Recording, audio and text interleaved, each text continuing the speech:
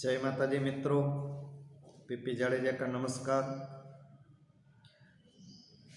दोस्तों, एक राजा अपने राज्य में दररोज भेष बदलकर अपने राज्य का जायजा लेने के लिए निकलता था।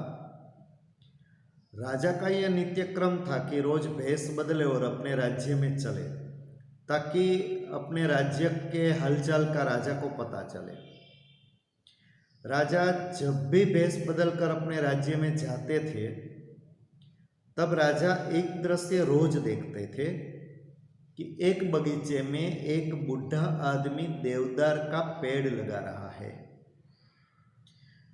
राजा ने सोचा कि यह बूढ़ा आदमी रोज देवदार का पेड़ जो लगा रहा है, देवदार का वह पेड़ लगा रहा था जिसे बड़ा होने में कई साल लगते थे। राजा ने देखा तो उस आदमी की उम्र 100 साल के आसपास ही थी और देवदार के पेड़ को बड़ा होते हुए यह आदमी कभी नहीं देख पाएगा। फिर भी यह आदमी ये पेड़ क्यों लगा रहे हैं? एक दिन राजा से रहा नहीं गया। राजा भेष बदलकर अपने राज्य का जायजा लेने के लिए जब निकला, तो बगीचे के पास खड़ा रहकर राजा ने उस बूढ़े आदमी को पूछा कि हे भला आदमी, आप जो देवदार के पेड़ लगा रहे हो, जिसे बड़ा होने में काफी वर्ष लगेगा, आप तो कभी इस देवदार के पेड़ को देख ही नहीं पाओगे, तो आप क्यों लगा रहे हो? उस आदमी ने जवाब दिया कि आप बगीचे के इस कोने में देखो, जहां देवदार के बड़े बड़े पेड़ हैं। ये देवदार के बड़े बड़े पेड़ मेरे पूर्वजों ने लगाए हैं। यदि मेरे पूर्वजों ने ये देवदार के पेड़ नहीं लगाए होते, तो क्या आज मैं इस देवदार के पेड़ को देख पाते? यदि मेरे पूर्वजों को भविष्य में श्रद्धा थी, तो मुझे क्यों नहीं है?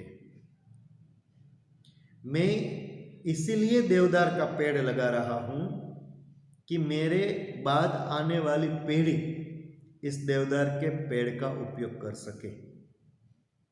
जो मेरे पूर्वजों ने किया, मेरे पूर्वजों ने भविष्य में श्रद्धा रखी, तो मैं क्यों नहीं रख सकता? मुझे मालूम है कि ये देवदार के पेड़ को बड़े होते मैं नहीं देख सकता, लेकिन जो बड़े पेड़ आज है उन्हें मैं देख रहा हूं, उन्हें मैं देख सकता हूं, क्योंकि मेरे पूर्वजों ने लगाए हैं। इसलिए मैं ये पेड़ अपनी आने वाली पीढ़ी के लिए लगा रहा हूं। दोस्तों, इस पृथ्वी पर आए हुए हम सब मेहमान हैं, और जब हम इस पृथ्वी पर से विदा लें, तब इस पृथ्वी को हम अधिक से अधिक सुंदर छोड़कर जाए। हम जब इस पृथ्वी पर आए थे, तब ये पृथ्वी जितनी सुंदर थी, इससे कहीं गुना ज्यादा सुंदर इस पृथ्वी को छोड़कर जाए हम।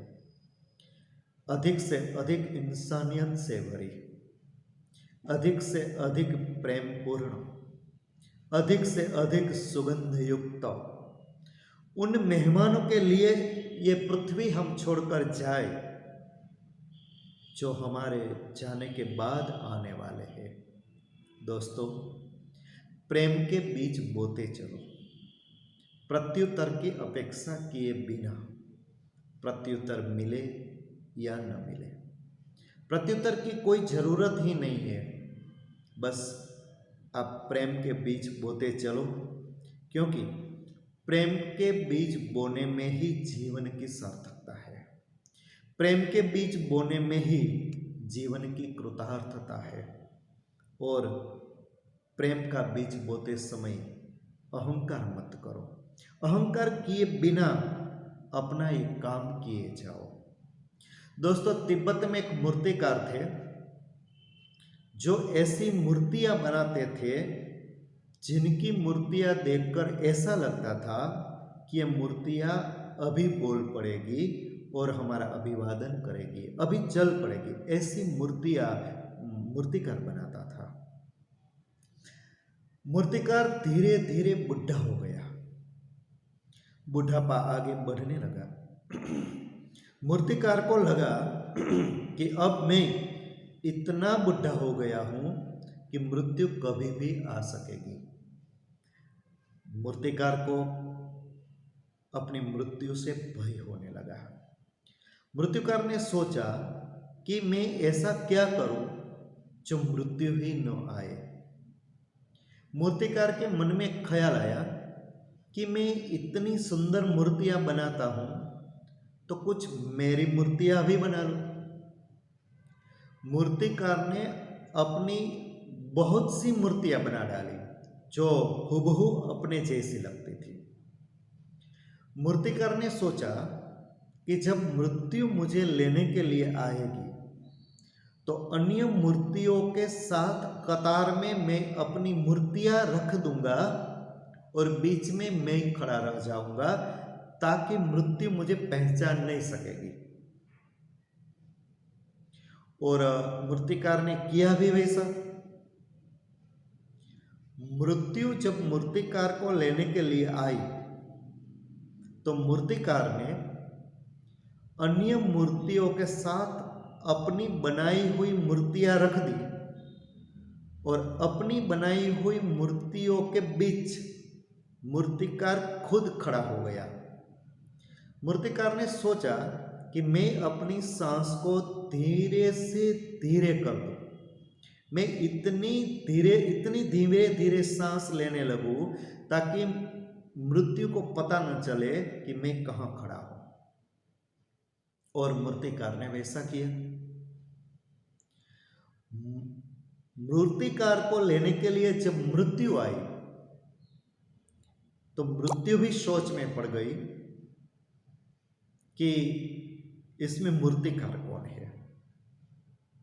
लेकिन मूर्तिकार की करामत को देखकर मृत्यु ने सिर्फ इतना ही कहा कि हे भगवान, इतना सुंदर काम, लेकिन आपने एक गलती रख दी है। मृत्यु की ये बात सुनकर मूर्तिकार कतार से बाहर आ गया और बोला कि क्या गलती रह गई है। मृत्यु हंसने लगी और बोली, यही गलती रह गई है। आप में जो अहंकार है कि मैं सब कुछ करता हूं, मुझसे कुछ भी गलती नहीं होती, यही आपकी गलती है। अब आओ और मेरे पीछे पीछे चलो। दोस्तों, अहंकार ही मृत्यु है। जब तक हम में अहंकार है, मृत्यु हमारा पीछा करेंगे ही। जिस दिन हमारा अहंकार गिर जाएगा, मृत्यु अपने आप विदा हो जाएगी। जो आदमी निरहंकारी है, जो आदमी निराभिमानी है, वो मृत्यु के बाद भी जिंदा रहता है। इसलिए दोस्तों, हमें अहंकार को त्यागना है।